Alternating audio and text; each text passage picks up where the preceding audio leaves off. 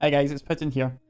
Before we start the video, just want to let you know this is the first of a sort of live commentary style format that I've wanted to practice at. Go easy on me in the comments. I'm not really used to this sort of thing. But let us know what you think and I'll see you in the next video. There's more shorts coming soon, by the way.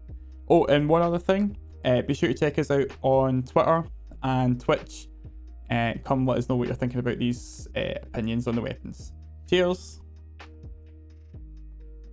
Troops, it's Pigeon here. I really wanted to get a video out to you guys talking about the champion mods which Bungie have revealed on their Destiny game account today.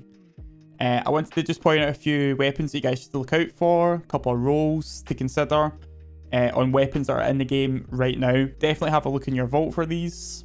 These could be really useful coming up in the new season. So we've got anti-barrier auto rifle for 1 charge, 1 energy. We've got fusions, both linear and regular fusions, as unstoppable. We have overload bows. We have unstoppable pulse and unstoppable sidearm. So a couple of, I'm just going to filter out some. Fill out some of the choices here and I'll tell you what to look for. So when I was doing this, I was trying to think about how farmable weapons are. So the first one to look at is the Arctic Haze, which is the Europa auto rifle. It's a rapid fire solar auto rifle. I actually have some in my vault that I've still to break out, and I think this might be the season to do it. The fact it can roll with Vorpal Weapon paired up with triple tap makes it very, very good, especially for the anti-barrier mods. You'll be able to hit those crits, you'll get ammo refunded, Vorpal Weapon doing extra damage. Should be a really good one to look out for. Moving on from that, I had one in mind. Well, we've got this season, we've got the Chroma Rush. It's a lot of people's favourites in the game. Obviously, you can get Subsistence and Feeding Frenzy there, and Rampage just for general PvE. But I feel like this, because it's a rapid fire as well, you're doing a lot of damage and it's really good for breaking those champion shields. So that's going to go highly on my list of things to look for.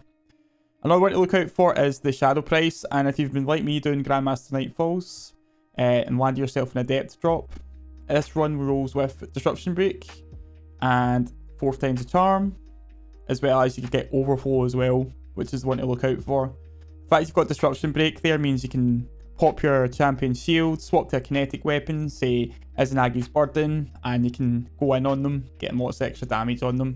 I dare even say pairing this with the likes of Arbalist for even more extra damage. Not to mention you've got your unstops with the Arbalist, but we'll get back to that. What else have we got? This is all very loose, very, very loose scripted. Big mention to this one here, the 7 Seraph Carbine. This one also has Vorpal Weapon on it. It can roll with 4 times the charm, so you can get those ammo refunds. And as well as that, it's going to make Warmind cells as it is a Seraph weapon. Although Warmind cells are potentially getting nerfed next season, this is still going to be a fantastic option for that. So next up we had the linear fusions and fusion rifles. So filtering those out. This is D2 Gunsmith, by the way. This is like my favourite website for looking at weapon rolls and perks and whatnot. So a big one to look for, actually, is the Exiles Curse from Trials.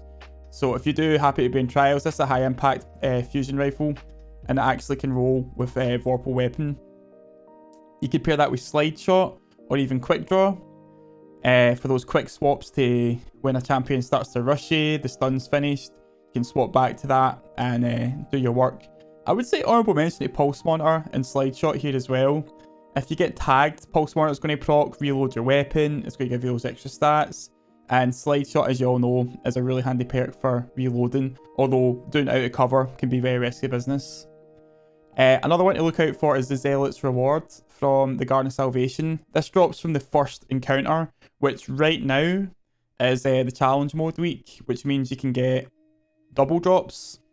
And I'll tell you why that's actually pretty good in a wee second, as there's another weapon from that encounter that is going to see some use next season. For this one, I'm going to say look out for Shield Disorient and Disruption Break. That could be a lot of fun to use with the Unstoppable Fusion mods. But as well as that, auto load and holster means it's always ready to go. You're going to do a lot of work with that in PvE. Another one, now I actually was lucky enough to get one of these today. We had Trinity System, which has auto loading and disruption break as well, just like the Zealots reward. But this one's a solar shield break. I find again, Taken have a lot of solar shields out there and all the different strikes, so that could be one to look for. Another honorable mention will be to the Null Composer from this season and the Plug 1. Definitely look for your high impact reserves, or you could even go backup plan on the Plug 1 for that instant charge and shot to take down a champion. So they're all very good. Next up, Overload bows. This is the one I'm most excited about.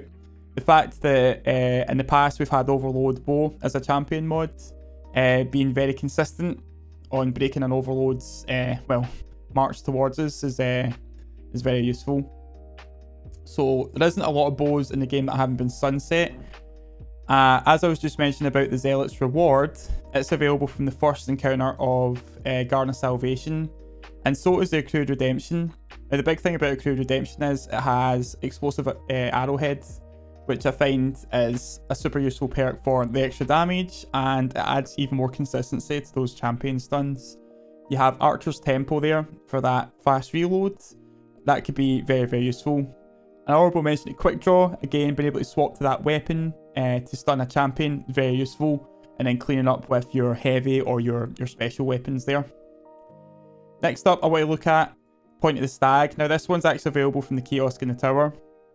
It's got a static roll, but very importantly it has Archer's Tempo and Vorpal weapon. Now it is arc, which means you've chosen your shield break, but if there's arc shields in the strike, it could be very, very useful. And as I said, Archer's Tempo, Vorpal, very, very powerful combination. Now, as far as focus farming going, the Brighton Winds is the kinetic bow that was released with Beyond Light. You can get this by doing Europa bounties. And this one actually has explosive arrowhead as well. It has Rapid Hit. It doesn't have Archer's Tempo, and from what I've heard, Rapid Hit is doesn't feel as consistent or smooth as Archer's Tempo, but it's still kind of up there as a reloader perk. I'd also say Quick Draw is available, another fantastic way to swap and stun champions. Moving on, we have the Pulse Rifle, Unstoppable mod. Again, I would also say honorable mentions to the exotic options like Outbreak Perfected. You have Graviton Lance. These will be fantastic options for Unstoppable. Looking at legendary weapons though, it's actually kind of weird. Not all the pulses have the sort of damage perks we're looking for champions, but anything with Vorpal or One For All, I think is going to be S tier. So we have the Time Worn Spire, which, although Iron Banner's finished, I mean, you could see yourself nabbing this in the next season's Iron Banner. It can have Vorpal Weapon, can have One For All, both fantastic perks to have in PvE. Again, there's Quick Draw, Feeding Frenzy to pair that with.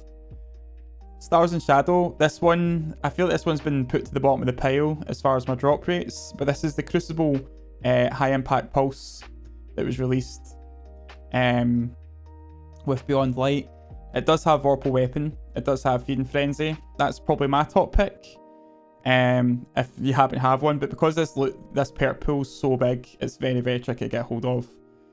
A couple other ones to kind of honourable mention. This season's Grid Skipper with high impact reserves could pack a punch as far as like Unstoppable champions go. I'd maybe pair that with, in fact, I'd probably pair that with Firmly Planted.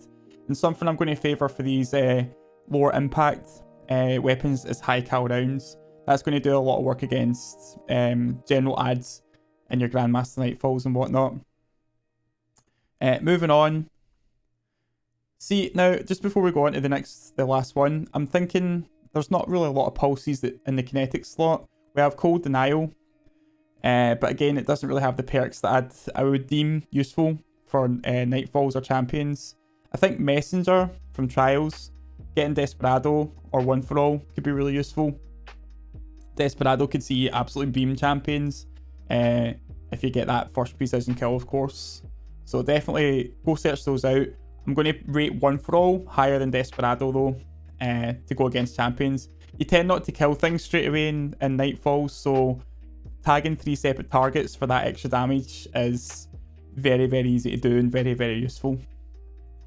So lastly, we've got sidearms. I'm just going to brush on this because I do say this all the time, but I'm not the best person with sidearms.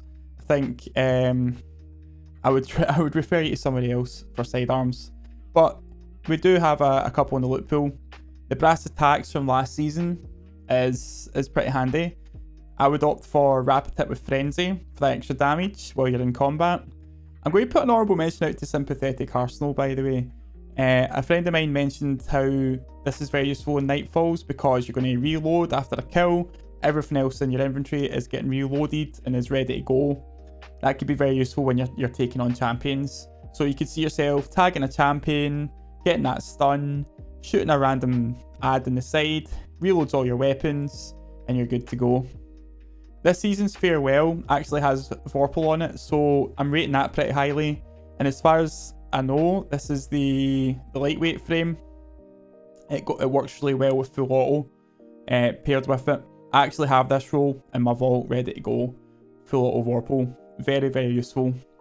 I would dare say Frenzy, again, is going to do some work, as it's the same damage boost as Vorpal. But Frenzy is obviously situational in that sense. Got a lot of high albedo friends out there. Again, I would pair it with full auto. I think high impact reserves could be useful as you're emptying mag after mag.